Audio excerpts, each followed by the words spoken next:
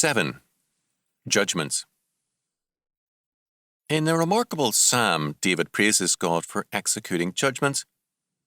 Life could not be endured if God's judgment did not fall upon wayward men and nations.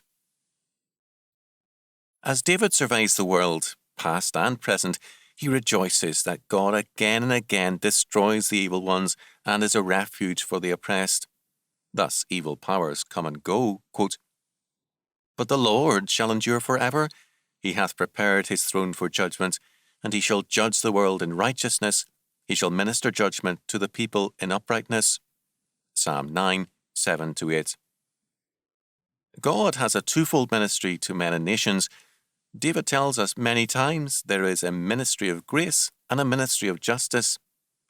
Institutionally, God has ordained the Church to be primarily a ministry of grace and the state to be mainly a ministry of justice.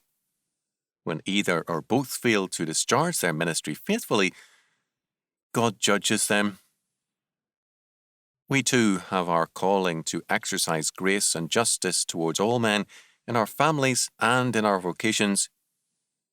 If we fail in our discharge of our functions under God, we too will be judged. David rejoices in God's judgments. They clear the ground of history for newer and more faithful peoples. He says, "Arise, O Lord, let not man prevail." Psalm 9:19. If God doesn't judge us, the alternative is that man and man's sin will prevail. The world will then become a hell, and men will be overwhelmed with evil.